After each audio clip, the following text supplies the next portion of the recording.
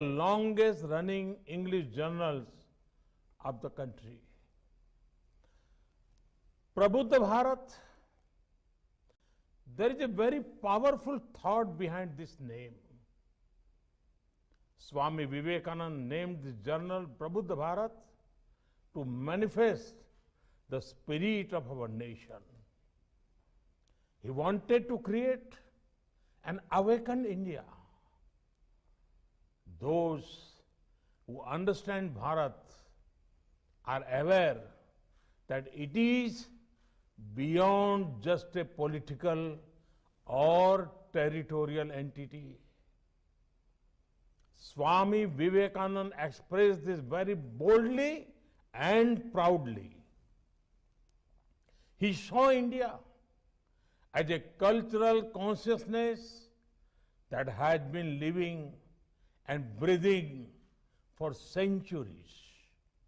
An India that only emerges stronger after every challenge despite prediction to the contrary. Swami Vivekananda wanted to make India prabudh or awaken. He wanted to awaken the self-belief that as a nation we can aspire for greatness. Friends, Swami Vivekananda had great compassion for the poor.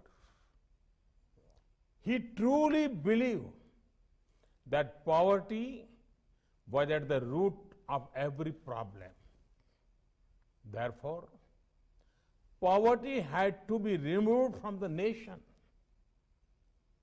He gave topmost importance to Daridra Narayan. From USA, Swami Vivekananda wrote many letters. I would like to refer to the letters he wrote to the Maharaja of Mysore and Swami Ramakrishnanand ji. In these letters, two clear thoughts emerge about Swamiji's approach to empowering the poor. First, he wanted empowerment to be taken to the poor if the poor themselves cannot easily go to the empowerment. Second, he said about India's poor, I quote, they are to be given ideas. Their eyes are to be opened to what is going on in the world around them, and then they will work out their own salvation. Unquote. This is the approach with which India is moving ahead today. If the poor cannot access banks, then banks must reach the poor. That is what the Jan Dhan Yojana did. If the poor cannot access insurance, then insurance must reach the poor. This is what the Jan Suraksha scheme did. If the poor cannot access healthcare, then we must take healthcare to the poor. This is what Ayushman Bharat scheme did. Roads, education, electricity, and internet connectivity are being taken to every corner of the country, especially to the poor. This is igniting aspirations among the poor. And it is these aspirations that are driving the growth of the country. Friends, Swami Vivekananda said, the remedy for brooding over it but thinking of strength. When we are thinking in terms of obstacles, we get buried in them. But when we think in terms of opportunities, we get the way to move forward. Take the COVID-19 global pandemic as an example. What did India do? It did not only see the problem and remain helpless. India focused on solutions. From producing PPE kits to becoming a pharmacy for the world our country has gone from strength to strength. It has also become a source of support for the world during the crisis. India is at the forefront of developing COVID-19 vaccines. Just a few days ago, India had launched the world's largest vaccination drive. We are using this capacity to also help other nations. Friends, climate change is another obstacle that the whole world is facing. However, we did not only complain about the problem, we brought a solution in the form of the International Solar Alliance. We are also advocating greater use of renewable resources.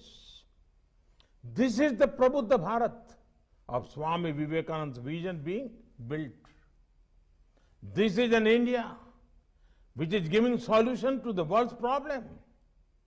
Friends, Swami Vivekananda had big dreams for India because he had immense faith in India's youth. He saw India's youth as a powerhouse of skill and self-confidence. Give me 100 energetic youngsters and I shall transform India. He said, today we see this spirit in India's business leaders, sport persons, technocrats, professionals, educationalists, scientists, innovators, and so many others. They push boundaries and make the impossible into possible. But how to further encourage such a spirit among our youth? In his lecture on practical Vedanta, Swami Vivekananda brings out some deep insight. He talks about overcoming setbacks and to see them as a part of the learning curve. Second thing that must be instilled in people is to be fearless and to be full of self-belief. To be fearless is the lesson we learn from Swami Vivekananda's own life too. In whatever he did, he went ahead with self-belief. He was confident about himself. He was confident that he represented an ethos that is centuries old. Friends, the thought of Swami Vivekananda are eternal. And we must always remember, true immortality is to be achieved by creating something of value to the world. Something that will outlive ourselves. Our Puranic stories teach us something valuable. They teach us that those who chase immortality almost never got it. But those who had the goal of serving others almost always became immortal. As Swamiji himself said, only those live who live for others.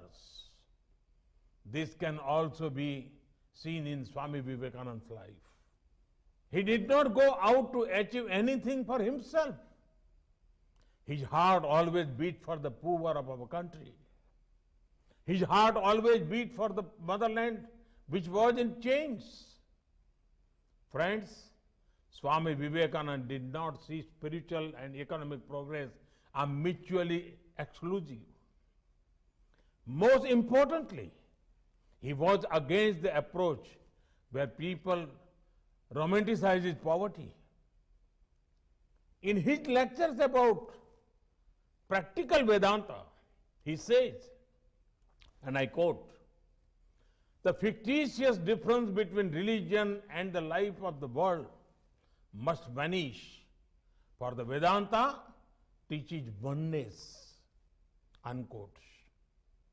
Swamiji was a spiritual giant, a highly elevated soul. Yet, he did not renounce the idea of economic progress for the poor. Swamiji was a sannyasi himself. He never sought for himself a single paisa of money, but he helped raise funds to build great institutions. These institutions have fought poverty and promoted innovation.